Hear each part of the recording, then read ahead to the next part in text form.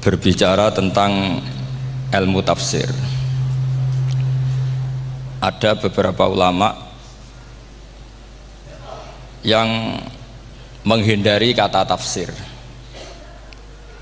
karena makna tafsir itu memaknai atau menduga apa yang dikehendaki Allah. Tentu itu sulit. Satu, bahwa faktanya kita sudah tidak bisa komunikasi dengan Allah karena tidak ada wahyu lagi. Sehingga dari kehati-hatian ini pernah suatu saat Abu Bakar ditanya, ma makna abban fi qaulihi ta'ala wa faqihatan wa abba. Beliau menjawab, saya tidak lagi pantas hidup di atas bumi di bawah naungan langit jika saya mengatakan naqulu fil Quran, jika saya harus berpendapat tentang Quran apa yang tidak saya ketahui. Itu kehati-hatian yang dilakukan Sayyidina Abi Bakrin As-Siddiq.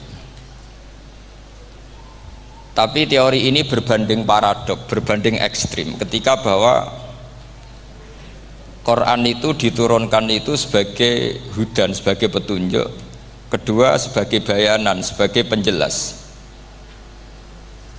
Dan ini yang saya yakini, kalau sebagai penjelas, Quran itu harus jelas sekali dan bisa menjelaskan. Dan Quran mensifati dirinya wal kitabil mubin, demi kitab yang memberi penjelasan. Sehingga dari sudut ini orang kafir pun mungkin memahami Quran. Dan menurut saya orang kafir pun bisa paham Quran. Kalau Ahok itu melintir Quran, tidak memahami Quran, paham? Senok harganya itu melintir Quran tapi tidak memahami Quran.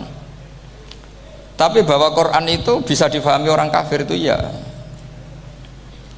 Logikanya gampang begini, kata Imam Syafi'i dalam kitab Ar-Risalah. Ketika Quran turun, itu pendengarnya itu tidak ada yang muslim, belum ada santri Kewagian, nggak ada santri Lirboyo, nggak ada santri Sarang. Pendengarnya itu non muslim. Nah ini sampai angen-angen, ketika Quran turun itu pendengarnya muslim atau non muslim? Non muslim. Andai kan Quran itu turun tidak difahami orang kafir, maka lalu objeknya siapa, sasarannya siapa? Nah sebab itu akan aneh kalau kita yang mondok, misalnya ngaji Idqon, ngaji Alfiyah, ngaji Ulumul Quran, apa saja, kemudian Anda tidak paham Quran, padahal orang kafir saja bisa paham. Nah ini tantangan bagi kita. Sing kafir wis iso paham Quran, masa kita santri tidak paham Quran. Makanya begini, di antara awal-awal periode Makkiyah ada surat disebut Qul ya ayyuhal kafirun. Katakan Muhammad ya ayyuhal kafirun. Karena mukhatabnya atau lawan dialeknya Nabi adalah orang-orang apa? Kafir. Mereka paham ketika dijelaskan Quran, paham. Dan sebagian mereka menjadi mukmin karena paham. Itu termasuk isi makalah yang saya utarakan di sini. Mereka tanya, ya Muhammad, siflana robbak, amin dahabin, amin nuhasin, amin hajarin. Karena orang kafir jahiliyah itu punya tren, yang namanya Tuhan itu fisik. Mereka punya Lata, punya Uzza, punya Hubal. Sehingga kalau Tuhan-Tuhan kita ini dari batu Muhammad, katanya Anda punya Tuhan yang berbeda. Lalu Tuhan Anda ini dari emas atau dari perak. Turunlah ayat Qul huwallahu ahad Allahus samad. Lagi-lagi mukhatabnya adalah orang kafir. Makanya ini juga akhirnya jadi ilmu madhab, ilmu tentang firqah-firqah dalam Islam. Bahwa kesalahan terbesar orang Khawarij sebagaimana yang dikutip Imam Bukhari, nanti saya mencari di juz 4 atau di juz 3, pokoknya di bab babu qitalil Khawarij, karena Imam Bukhari punya adat diulang-ulang. Kata Ibnu Umar yang dikutip Imam Bukhari, innahum intolaku ila ayatin nazalat fil kufar faja'aluha alal mu'minin. Orang-orang Khawarij atau kalau sekarang orang-orang radikalisme itu meneliti Quran, kemudian ketika ada kriteria manusia-manusia tertentu itu dianggap itu kenanya orang Islam, korbannya orang Islam. Padahal awal mula ayat ini turun untuk orang kafir atau kritikan pada orang kafir.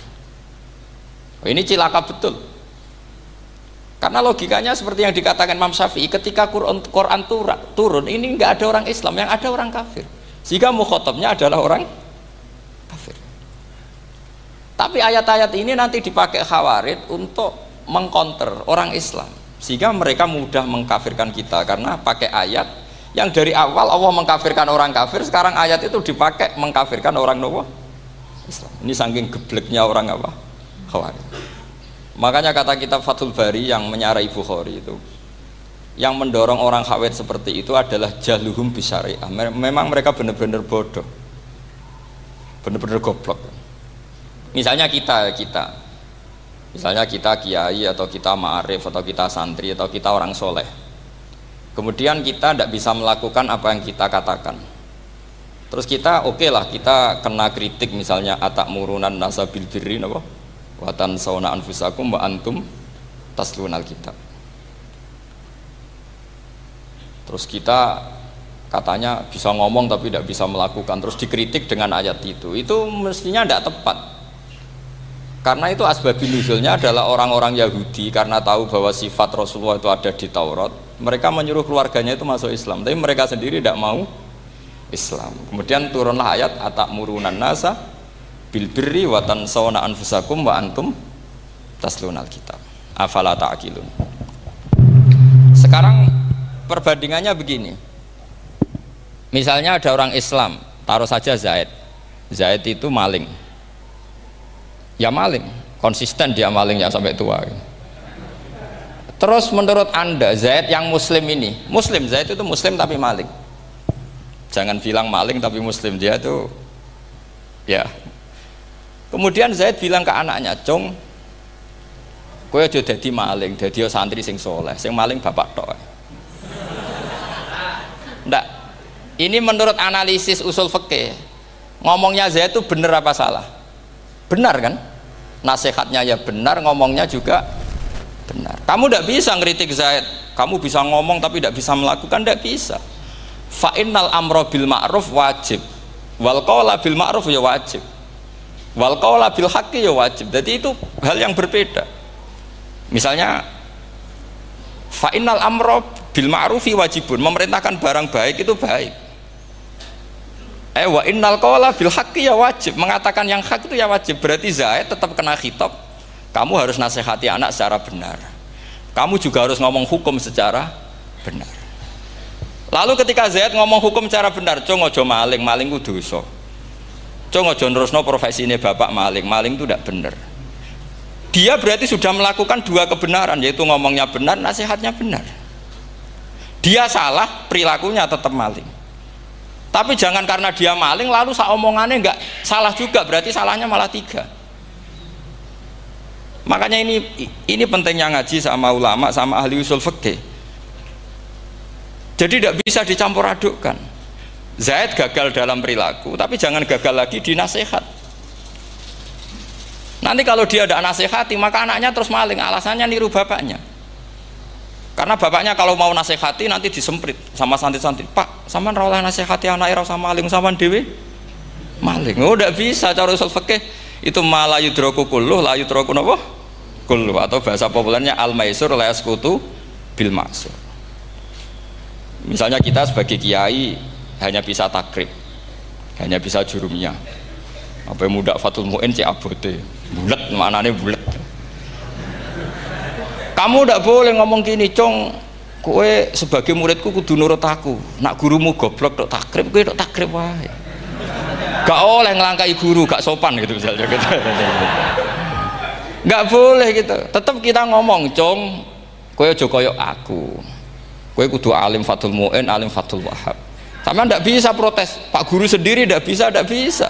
Kebenaran tetap sebagai kebenaran meskipun kita tidak kuat melakukan atau tidak bisa melakukan. Lagi-lagi ayat itu sebenarnya ada untuk kita, untuk orang Yahudi, atakmurunan nasa bil birri wa tansawna anfusakum wa antum taslunal kitab. Sebab itu istidlal dengan Quran itu memang resikonya tinggi kalau tidak bagi mutabakhir, karena ya itu tadi, ini harus ada pengetahuan yang luas tentang asbabun nuzul, tentang kriteria. Nah, kalau terpaksa, saya katakan terpaksa, kalau terpaksa kita iktibar itu boleh, tapi itu terpaksa. Bahwa Allah mengkritik orang yang bisa ngomong tapi tidak bisa melakukan.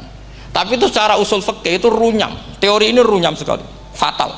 Sama lihat tuh di kitab Bajuri atau di kitab-kitab fikih yang lain. Ketika Shahibil Burdah atau Shahibil Bur'ah itu yang Imam Busiri itu, Muhammad bin Busiri itu. Niku salah nama tapi kadung populer. Jadi sebetulnya Imam Busiri itu Shahibil Bur'ah bukan Shahibil Burdah, tapi kadung terkenal Burdah, kita ikut-ikutan apa? Burdah. Imam Busiri itu ngeluh, saya ini orang yang banyak kesalahan. Di antara salah saya adalah saya bisa ngomong tapi tidak bisa melakukan. Yaitu saya ngomong misalnya orang supaya tahajud, saya tidak tahajud. Saya ngomong orang supaya sholat sunat, saya nggak pernah sholat sunat. Itu sarahnya itu yang menyarai itu kan Imam Bajuri itu yang sarah Burdah. Itu mengkritik begini. Kalau Anda ngendikan itu fi ma'radi dzammin nafsi, yaitu dalam konteks Anda mengkritik diri sendiri oke. Tapi omongan Anda salah. Karena secara usul fikih fatal. Fatalnya begini. Misalnya saya nggak pernah tahajud, ya mungkin itu nyata, mungkin itu nyata. Apakah kemudian saya tidak boleh mengatakan at-tahajjudu sunnatun? Apa saya diwajibkan diam hanya karena saya tidak pernah tahajud, terus saya seorang kiai yang haram mengatakan at-tahajjud sunnatun? Saya harus tetap mengatakan kalau tahajud itu sunnah. Saya kalau punya santri terus saya bilang, "Cung, napas nganggur yuk tahajud. Tahajud itu sunat." Karena mengatakan kebaikan pasti bagian dari kebaikan itu sendiri.